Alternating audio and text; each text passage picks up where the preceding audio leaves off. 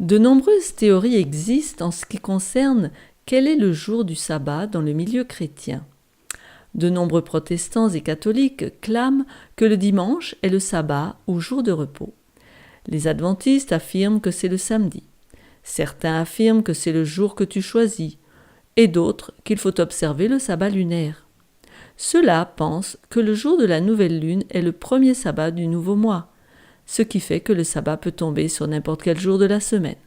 Certains mois, il peut tomber sur un vendredi, et le mois suivant, le sabbat sera chaque mercredi. Mais alors, où est la vérité ? Le sabbat est-il le dimanche ? Le samedi ? Peut-on le choisir ou utiliser le calendrier lunaire pour le calculer ?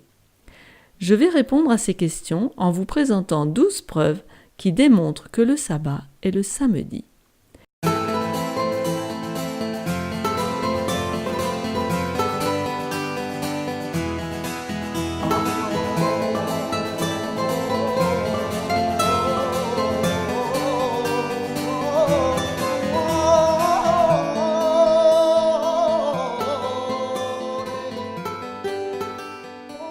Découvrir la vérité sur le sabbat.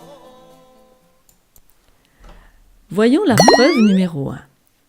Les Juifs ont gardé et gardent toujours le sabbat le samedi. C'est un fait indéniable que les Juifs ont gardé le sabbat le samedi pendant des millénaires depuis que Moïse a reçu les 10 commandements de la main de Dieu lui-même sur le mont Sinaï. Sur le plan pratique, ils observent ce jour de repos du coucher du soleil le vendredi soir au coucher du soleil le samedi soir, car, bibliquement parlant, le jour commence le soir, au coucher du soleil. La preuve se trouve dans le livre de la Genèse, au 1er chapitre, où Dieu, à la fin de chaque jour de création, donne sa définition d'un jour. Par exemple, Genèse 1, verset 5 ou 8. « Ainsi, il y eut un soir, et il y eut un matin, ce fut le premier jour. Il y eut un soir, d'abord le soir, puis le matin, ce fut le second jour, etc. » Donc, le jour commence le soir et se termine le soir suivant au coucher du soleil. Ce furent les Romains qui fixèrent le début de la journée à minuit. Preuve numéro 2. Jésus ressuscita un dimanche. Les événements enregistrés par les auteurs des évangiles nous permettent de situer le jour du sabbat. En Marc 16, verset 9, nous lisons « Jésus étant ressuscité le matin du premier jour de la semaine, apparut d'abord à Marie de Magdala. » Tout le monde sait que Jésus ressuscita le dimanche, celui de Pâques, qui est célébré dans le monde entier. Ainsi donc, d'après la Bible, le dimanche est le premier jour de la semaine. Par déduction, le sabbat est le samedi donc, et c'est le 7e jour de la semaine. D'ailleurs, le 4e commandement nous dit, en Exode 20, versets 8 à 11, « Souviens-toi du jour du repos pour le sanctifier. Tu travailleras 6 jours, et tu feras tout ton ouvrage. Mais le 7e jour est le jour du repos de l'Éternel ton Dieu. Tu ne feras aucun ouvrage, ni toi, ni ton fils, ni ta fille, ni ton serviteur, ni ta servante, ni ton bétail, ni l'étranger qui est dans tes portes. Car en 6 jours, l'Éternel a fait les cieux, la terre et la mer, et tout ce qui y est contenu, et il s'est reposé le 7e jour. C'est pourquoi l'Éternel a béni le jour du repos et l'a sanctifié. »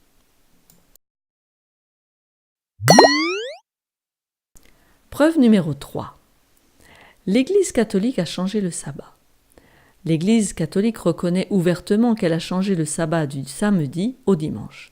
Dans le livre « Le catéchisme de la doctrine catholique » par le révérend Peter Geiermann, à la page 50, on lit « Quel est le jour du sabbat ?» Réponse « Samedi est le jour du sabbat. » Pourquoi observons-nous le dimanche au lieu du samedi ? Réponse « On observe le dimanche au lieu du samedi parce que l'Église catholique, au concile de Laodicée en 336 après Jésus-Christ, transféra la solennité du sabbat au dimanche. Question. Pourquoi l'Église catholique transféra le sabbat du samedi au dimanche ?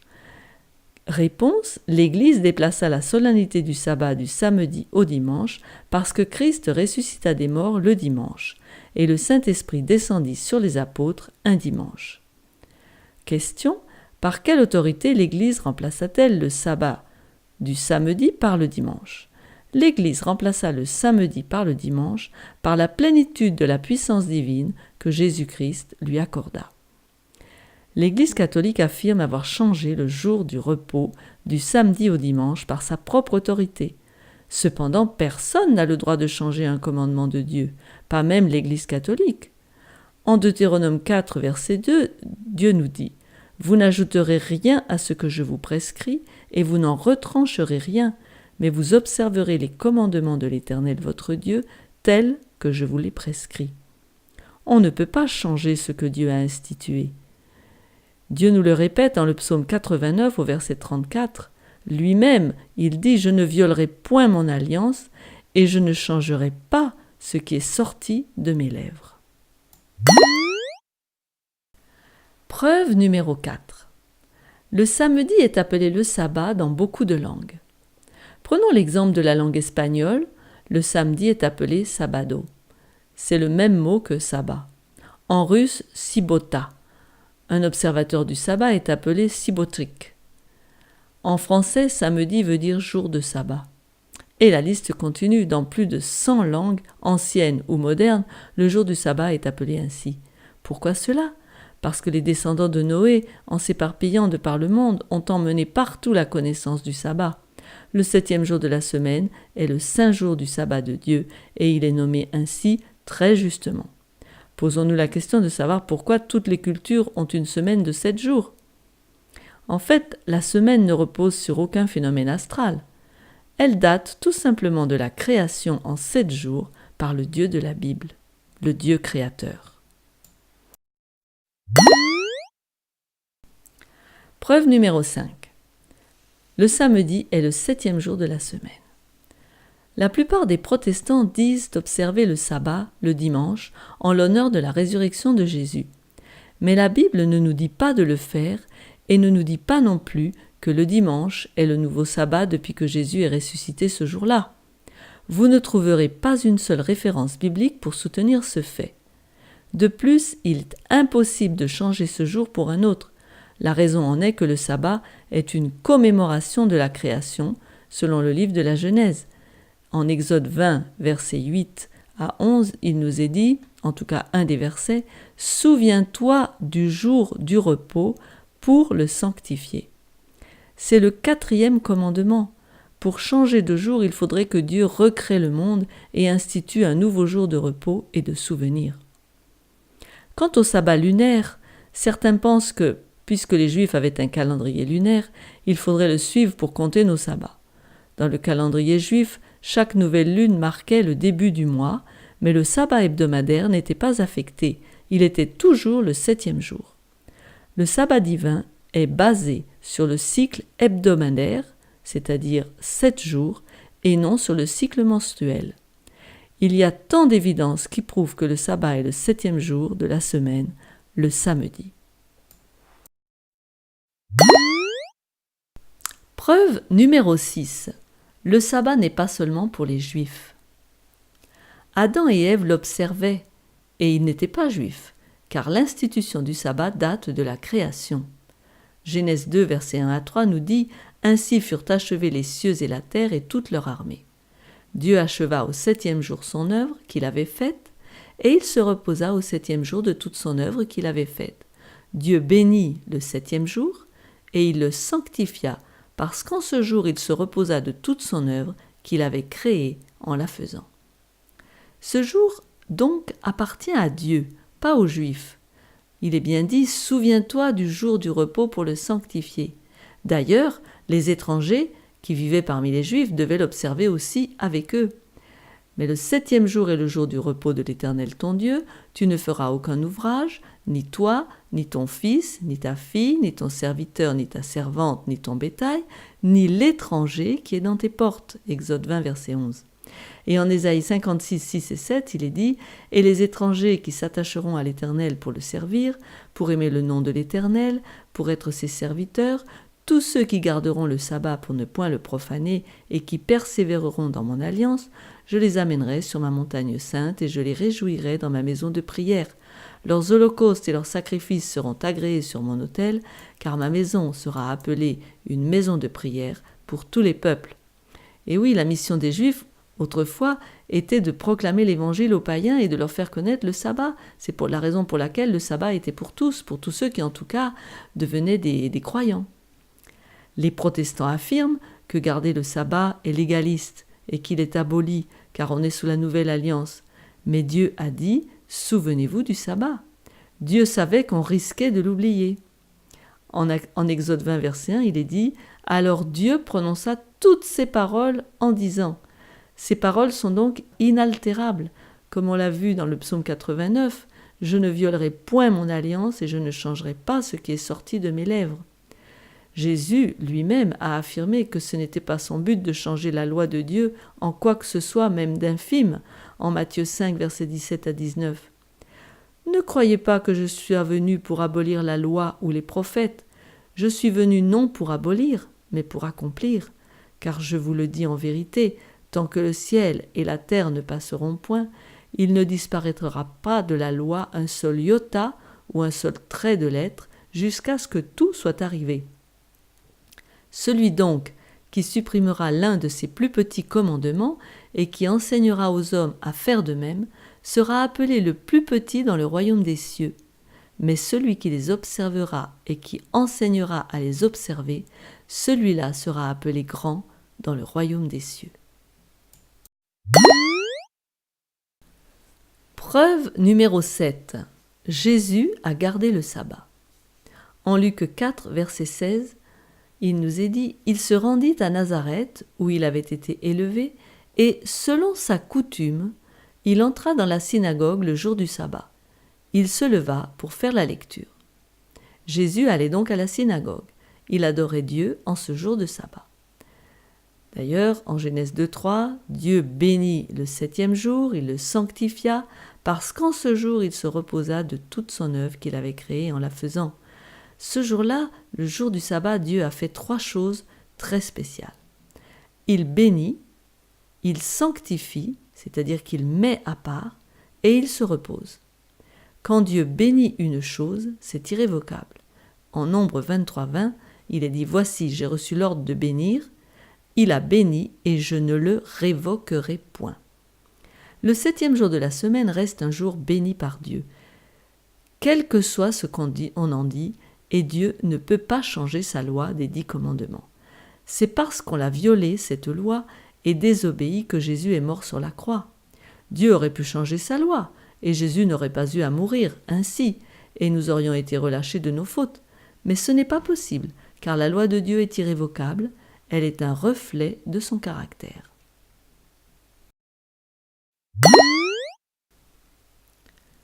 Preuve numéro 8. Garder le sabbat nous rapproche de Dieu. Exode 3, verset 5. L'Éternel vit qu'il se détournait pour voir. Et Dieu l'appela du milieu du buisson et dit « Moïse, Moïse !» Et il répondit « Me voici !» Dieu dit « N'approche pas d'ici, ôte tes souliers de tes pieds, car le lieu sur lequel tu te tiens est une terre sainte. » Moïse s'approche de ce buisson qui ne se consume pas, curieusement, et là découvre que Dieu lui parle dans le buisson. Et Dieu lui demande d'enlever ses chaussures, car c'est un lieu pur, saint. La présence de Dieu rend une chose sainte. Et il en est ainsi pour le sabbat. Ce n'est pas un lieu, mais c'est un temps, et c'est un temps sacré, un temps mis à part. C'est un jour où Dieu nous sanctifie, nous rend saints, c'est-à-dire que nous sommes changés par la méditation, la prière. On devient un peu plus comme Dieu en caractère. Comme il est dit en Lévitique 20, 26, « Vous serez saints pour moi, car je suis saint. Moi, l'Éternel, je vous ai séparés des peuples, afin que vous soyez à moi. » La notion de sainteté, c'est une notion de séparation, de mise à part. Ce jour de sabbat nous donne l'opportunité de passer du temps avec Dieu plus que les autres jours, même si on a chaque jour sa méditation quotidienne. C'est un peu comme le mariage. Si l'on veut continuer à s'aimer et développer l'amour l'un pour l'autre, et être heureux à deux, il faut passer du temps de qualité ensemble, à parler et à prier. Preuve numéro 9. Les chrétiens du Nouveau Testament ont gardé le sabbat. Après son ensevelissement dans la tombe, Jésus se reposa le sabbat dans son tombeau. Luc 23, 56. Et, s'en étant retournés, les femmes préparèrent des aromates et des parfums, pour sa sépulture bien sûr, puis elles se reposèrent le jour du sabbat selon la loi. En fait, elles allaient revenir le jour suivant, le dimanche, pour pouvoir l'embaumer. Si vraiment après sa mort, la nouvelle alliance est instituée et le sabbat est aboli, pourquoi Jésus et ses disciples se reposent-ils ? Cela aurait été une bonne occasion pour nous informer que le sabbat était désormais caduc et aboli. Le livre des Actes parle de Paul qui prêche aux Juifs et aux païens le jour du sabbat. Actes 13, 42 et 44. Lorsqu'ils sortirent, on les pria de parler le sabbat suivant sur les mêmes choses. Le sabbat suivant, presque toute la ville se rassembla pour entendre les paroles de Dieu. Pour les Juifs, c'est compréhensible que Paul leur parle du sabbat, selon leur tradition, mais pour les païens, il n'y avait aucune raison logique, sauf si le sabbat est toujours en vigueur. Il aurait pu leur donner rendez-vous le dimanche suivant. En Apocalypse 1,10, Jean, l'apôtre Jean, dit « Je fus ravi en esprit au jour du Seigneur, et j'entendis derrière moi une voix forte, comme le son d'une trompette. » Le jour du Seigneur est le jour du sabbat. On le voit en Ésaïe 58, verset 13. « Si tu retiens ton pied pendant le sabbat, pour ne pas faire ta volonté en mon saint jour, si tu fais du sabbat tes délices pour sanctifier l'Éternel en le glorifiant, et si tu l'honores en ne suivant point tes voies, en ne te livrant pas à tes penchants et à de vains discours, alors, etc., la bénédiction viendra. » Donc c'est son saint jour, c'est son jour. De plus, en Matthieu 24, 20, il est dit « Priez pour que votre fuite n'arrive pas en hiver ni un jour de sabbat. » Il s'adressait aux Juifs de Jérusalem qui allaient avoir à fuir devant les armées romaines pour échapper, pour avoir la vie sauve lors de la destruction de Jérusalem. Pourquoi Jésus leur donne-t-il cette recommandation si le sabbat n'allait plus être en vigueur ? Tout simplement parce que le sabbat est toujours important. C'est un jour mis à part pour le repos et l'adoration. Cela aurait été une honte d'avoir à fuir ce jour-là.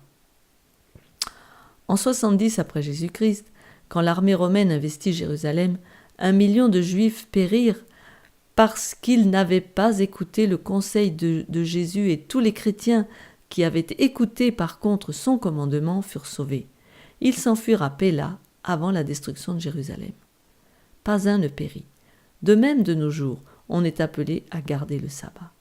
En Apocalypse 14, 6 et 7, qui est un message qui s'adresse à notre époque, il est dit « Je vis un autre ange qui volait par le milieu du ciel, ayant un évangile éternel, pour l'annoncer aux habitants de la terre, à toute nation, toute tribu, à toute langue et à tout peuple.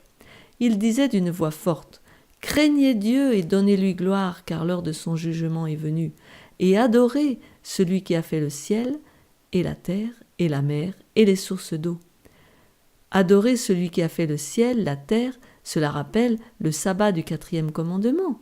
C'est un commandement que Dieu nous adresse, et par amour pour lui, nous l'observons, parce qu'en effet, il a créé le ciel et la terre en 6 jours, et il s'est reposé le 7e jour, et ce jour, il l'a mis à part en souvenir de la création. Et de plus, on observera le sabbat sur la nouvelle terre. En Ésaïe 66, 22 et 23, il est dit « Car, comme nous et la nouvelle terre que je vais créer subsisteront devant moi, dit l'Éternel, ainsi subsisteront votre postérité et votre nom. À chaque nouvelle lune et à chaque sabbat, toute chair viendra se prosterner devant moi, dit l'Éternel. »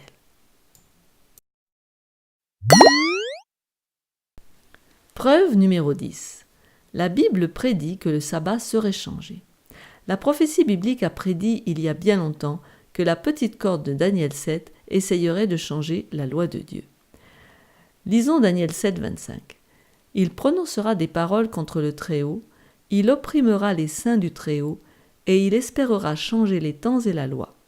Et les saints seront livrés entre ses mains pendant un temps, des temps et la moitié d'un temps. » Ceci s'applique à la papauté romaine, qui a émis des paroles arrogantes contre le grand Dieu en clamant que le pape avait l'autorité de changer sa loi, que le pape est égal à Dieu.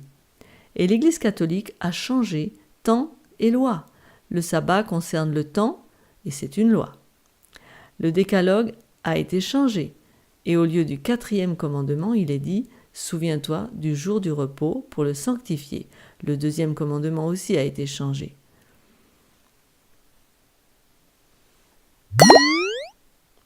Preuve numéro 11. Le sabbat est le sceau de Dieu. Vous avez tous entendu parler de la marque de la bête, mais savez-vous que Dieu aussi a une marque? On l'appelle le sceau de Dieu. Apocalypse 7, versets 2 et 3. Et je vis un autre ange qui montait du côté du soleil levant et qui tenait le sceau du Dieu vivant. Il cria d'une voix forte aux 4 anges à qui il avait été donné de faire du mal à la terre et à la mer, et il dit « Ne faites point de mal à la terre, ni à la mer, ni aux arbres, jusqu'à ce que nous ayons marqué du sceau le front des serviteurs de notre Dieu. » Comment ce texte est-il relié au sabbat? Regardons quelques autres textes. Ésaïe 8, verset 16. Enveloppe cet oracle, scelle cette révélation parmi mes disciples. Le scellement, sceau, le sceau. Donc, le sceau de Dieu est en rapport avec la loi des 10 commandements. Et le sabbat est une partie de cette loi. De plus, signe et sceau sont synonymes dans la Bible. Ézéchiel 20, verset 20, « Sanctifiez mes sabbats, et qu'ils soient entre moi et vous un signe auquel on connaisse que je suis l'Éternel, votre Dieu. » Le sabbat est un signe, le sceau de Dieu pour son peuple. Ainsi, si vous voulez éviter de recevoir la marque de la bête dans le futur, gardez le sabbat, car la marque de la bête et le sceau de Dieu sont opposés l'un à l'autre. En effet, la marque de la bête concerne l'obligation de garder le dimanche comme jour sacré, et cela arrivera dans le futur d'après la prophétie. Bien sûr, ce serait le sujet d'une autre étude. Un sceau contient le nom, le titre et le territoire sur lequel cette personne règne. Et le 4e commandement contient tout cela. Le nom, c'est le Seigneur, le titre, c'est le Créateur, et le territoire, c'est le ciel et la terre. Preuve numéro 12.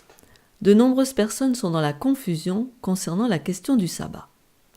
Un des problèmes vient du fait que les interprétations des textes bibliques diffèrent. Ceux qui s'opposent à la loi de Dieu jettent des doutes. Par exemple, on se sert de textes comme Colossiens 2, 16 et 17. « Que personne donc ne vous juge au sujet du manger ou du boire, ou au sujet d'une fête, d'une nouvelle lune ou des sabbats. C'était l'ombre des choses à venir, mais le corps est en Christ. » Certains disent qu'on ne doit pas juger quelqu'un qui n'observe pas le sabbat. Mais ce texte parle-t-il du sabbat du 7e jour? Non, ce texte parle des sabbats annuels de la loi cérémonielle, c'est-à-dire les fêtes juives de l'Ancien Testament. Prenons un exemple, Lévitique 23, 23 et 24. L'Éternel parla à Moïse et dit « Parle aux enfants d'Israël et dit « Le 7e mois, le 1er jour du mois, vous aurez un jour de repos, publié au son des trompettes et une sainte convocation. » Cette fête était un sabbat cérémoniel. Colossiens 2, 17 nous précise d'ailleurs « C'était l'ombre des choses à venir, mais le corps est en Christ. » Il est dit que c'était une ombre ou quelque chose qui annonçait la réalité qui est en Christ. Donc l'ombre, c'est bien la preuve que c'est quelque chose qui est terminé.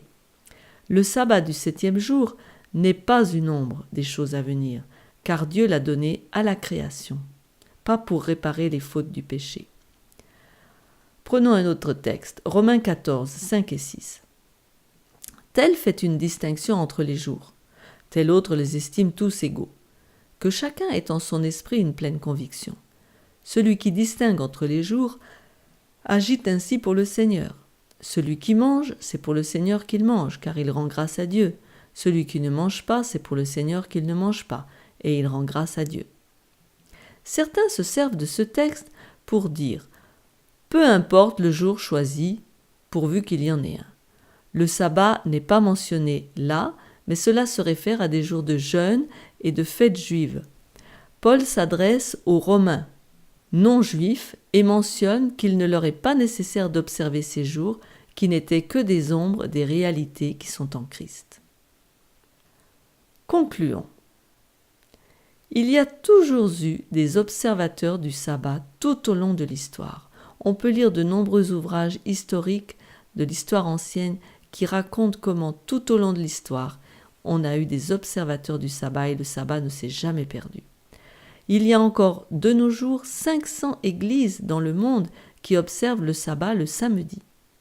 L'église adventiste du 7e jour en est une, elle observe le sabbat le samedi. Oui, la question du sabbat est entourée de controverses et le restera jusqu'à la fin, jusqu'au retour de Jésus. On veut nous faire croire que la loi a été changée, mais la Bible dément formellement ces affirmations. Et Dieu désire toujours que l'on observe son jour jusqu'à la fin.